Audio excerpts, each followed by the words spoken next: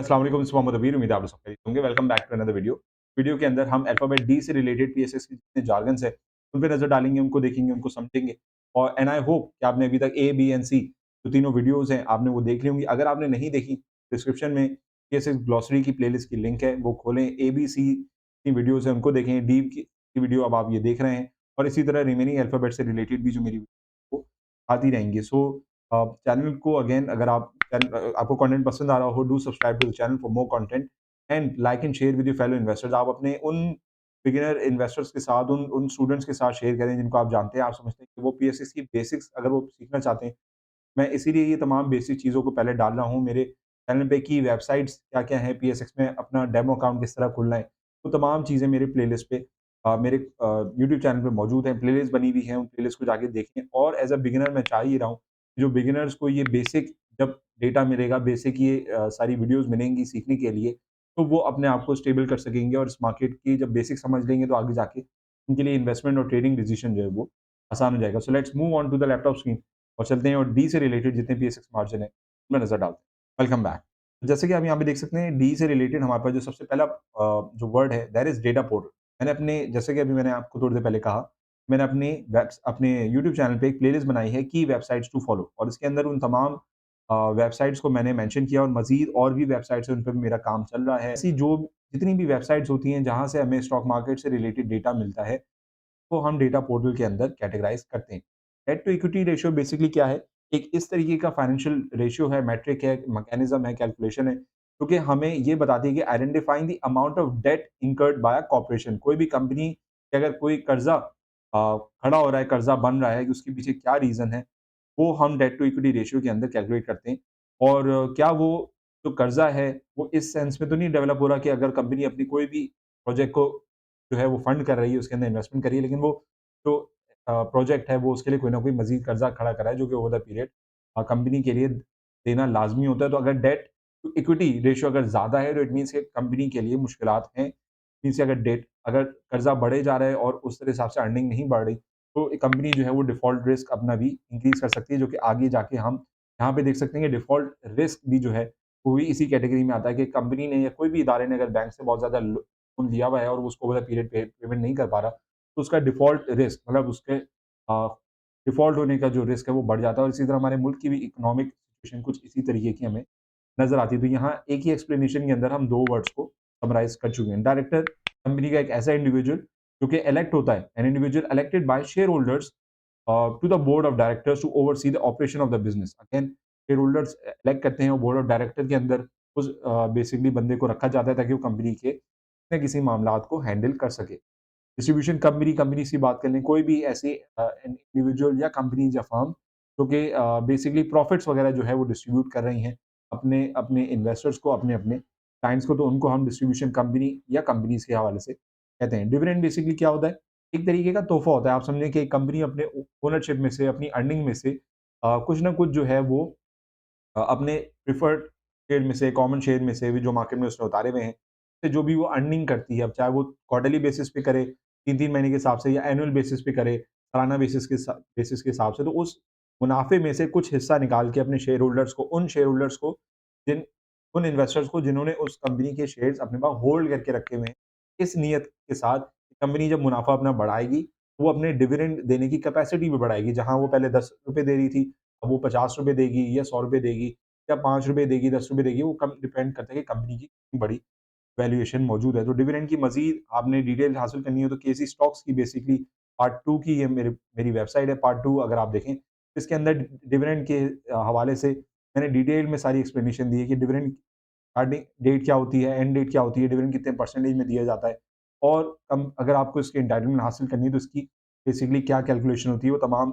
Process इस video में शामिल है। डीलर की बात करें नेक्स्ट हमारे पास जो वर्ड है, इट मीन्स का फर्म और individual that specialises in the buying and selling of securities from और टू अनदर फर्म और द पब्लिक। अगर हम बात करें कोई ऐसे बंदे की जिस तरह हमारा किसी न किसी ब्रोकरेज में अकाउंट ओपन होता है, तो अगर हम खुद से कोई भी बाइंग एंड सेलिंग के ऑर्डर नहीं लगा पा रहे कि किसी टाइम बिजी होने की वजह से, अपने काम में बिजी होने की वजह से, तो हम अपने डीलर को मैसेज कर देते हैं, कॉल कर देते हैं, उसको गाइड कर देते हैं कि अब हमारे बेhalf पे कोई ना कोई चीज़ बाय एंड सेल कर लो, चाहे वो स्टॉक मार्केट की बात हो रही हो, बात हो रही है। XYZ कोई भी इदारा ऐसा हो जहाँ पे एक ऐसा बंदा, ऐसा इंडिविजुअल किसी भी फर्म का जो आपको इन सब चीज़ों में हेल्प आउट कर रहा हो। नेक्स्ट वर्ड की अगर हम बात कर लें, so that is dividend pay out ratio. और अगेन इस पे आउट जो भी कंपनी ने डिविडेंड दिया होता है ₹1 का, ₹5 का, ₹10 का, उसको परसेंटेज परसेंटेज टर्म में अगर हम देखना चाहें, तो वो डिविडेंड पे आउट रेशियो की यहाँ पे बात की जा रही थी। केसी स्टॉक्स में आएँगे, केसी स्टॉक्स में आने के बाद बुक क्लोज़र पे जब आप क्लिक करेंगे, तो आपको पता चल जाएगा किस कंपनी ने जो है वो कितना dividend ratio, dividend percentage ratio जो है, वो यहाँ पे दिया है और परसेंटेज टर्म में वो चीज़ें यहाँ पे मौजूद होती हैं। The amount that is not paid to share holders is retained by the company to pay off debt और to reinvest in core operation. Again यहाँ पे कुछ कैश ऐसा जो कि डिविडेंड की सूरत में अगर कंपनी अपने शेयर होल्डर्स को नहीं दे रही, तो कंपनी कोई ना कोई अपने कर्जे को या कहीं न कहीं किसी न किसी अपने प्रोजेक्ट में इन्वेस्ट करने की कैपेसिटी रखती है। तो बहुत सारी ऐसी कंपनीज़ भी होती हैं जो डिविडेंड नहीं देती। कभी न कभी वो साल में 1 या 2 दफ़ा डिविडेंड दे भी देती हैं। लेकिन अगर वो एक्स्ट्रा कैश कंपनी के पास रखा हुआ है, तो लाज़मी नहीं है कि कंपनी उसका डिविडेंड दे। वो कंपनी अपने कर्ज़ों को ख़त्म करने में भी इस्तेमाल कर सकती है और कोई ना कोई प्रोजेक्ट में री-इन्वेस्टमेंट भी कर सकती है। तो ये भी एक एज़ एन इन्वेस्टर माइंड में रखें कि ज़रूरी नहीं कि हर कंपनी डिविडेंड दे। इसके अलावा बात कर लें डेप्रिसिएशन, अगेन सालाना बेसिस पे आपके किसी न किसी एसेट के ऊपर की वैल्यू के अंदर कमी पेशी हो रही हो, तो उसको हम डेप्रिसिएशन के तौर पे इस्तेमाल करते हैं, डेप्रिसिएशन के वर्ड में उसको कैटेगराइज़ करते हैं। इसके अलावा अगर हम बात करें discount rate, distributor debt, again जो कोई ऐसा कर्ज़ा कोई ऐसी अमाउंट जो कर्ज़े बेसिकली आपका कर्ज़ा बन जाए, जिसको आपने ओवर द पीरियड पे ऑफ करना हो, उसको हम डेट कहते हैं। हमारी मेजॉरिटी अनफॉर्चुनेटली मुल्क के हालात ऐसे रहते हैं। हमारी बहुत सारी कंपनीज़ और बहुत सारे सेक्टर्स ऐसे हैं, बहुत सारी इंडस्ट्री ऐसी है जो कि बैंक से लोन लेके चलती है, लेकिन ओवर द पीरियड वो उसको कर्ज़े को पे ऑफ भी करने की रहती है। लेकिन मुल्क के अगर हालात बहुत ज़्यादा ख़राब होते हैं, जैसे इस वक़्त हम देख सकते हैं 2024 में इस वक़्त इकोनॉमिक कंडीशन बहुत ज़्यादा वर्स है हमारे अपने मुल्क की अनफॉर्चुनेटली। तो मुल्क का कर्ज़ा अलग है, लोकल कर्ज़े अलग हैं, कंपनीज़ के कर्ज़े अपने अलग। तो डेट के साथ जो है वो चलना पड़ता है और ये बहुत अनफॉर्चुनेट सी बात है। डेरिवेटिव डिस्ट्रीब्यूशन, डिस्ट्रीब्यूशन की बात कर लें, कोई भी ऐसी अमाउंट या पेमेंट्स या प्रॉफ़िट प्रॉफ़िट पेमेंट या कोई भी ऐसी पेमेंट जो कि डिविडेंड की सूरत में या कैपिटल गेन की सूरत में की जा रही हो अपने अपने उन इन्वेस्टर्स के जिन्होंने उस सर्टेन या तो किसी फंड में इन्वेस्टमेंट की हुई हो, उसको हम बेसिकली डिस्ट्रीब्यूशन के कॉलम में कहते हैं। डाइवर्सिफ़िकेशन की बात कर लें, डाइवर्सिफ़िकेशन एक तरीके से मैं अगर स्टॉक मार्केट की टर्म में बात करूँ, तो लेट्स सपोज़ कि मुझे अभी फॉर एग्ज़ाम्पल अगर हम बेसिक्स की उसकी बात कर लें, सेक्टर्स की बात कर लें,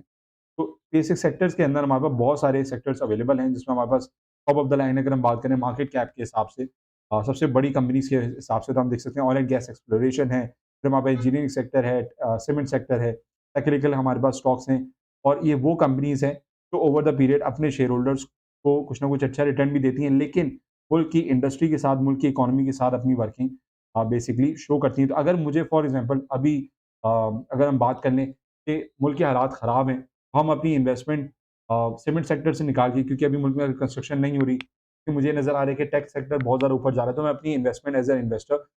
सीमेंट सेक्टर में से निकाल के टेक सेक्टर की जो कंपनीज़ है उनके अंदर कर दूँगा। तो इस तरीके की ट्रांज़ैक्शन को, इस तरीके से कैश को एक जगह से दूसरी जगह मूव करना, डाइवर्सिफ़िकेशन की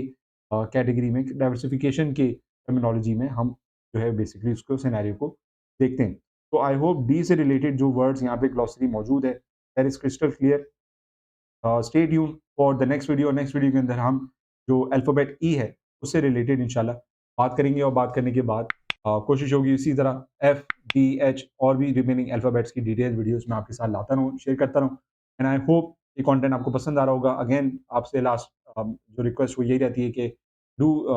share this content with your fellow investors. जितने ज़्यादा लोगों को आप शेयर कर सकेंगे, उतने ज़्यादा लोगों के अंदर हो सकता है कि बहुत सारे टर्मिनोलॉजीज़ उनको नहीं पता हो। इन वीडियो से उन टर्मिनोलॉजीज़ के एक्सप्लेनेशन और उनको जो है वो आइडिया मिल सके कि वो उस वर्ड्स के पीछे जो है वो क्या मतलब है और उसी हिसाब से अपनी इन्वेस्टमेंट और ट्रेडिंग बेहतर बना सकें। अंटिल नेक्स्ट टाइम, मोहम्मद अबी साइनिंग ऑफ, टेक केयर, अल्लाह हाफ़िज़।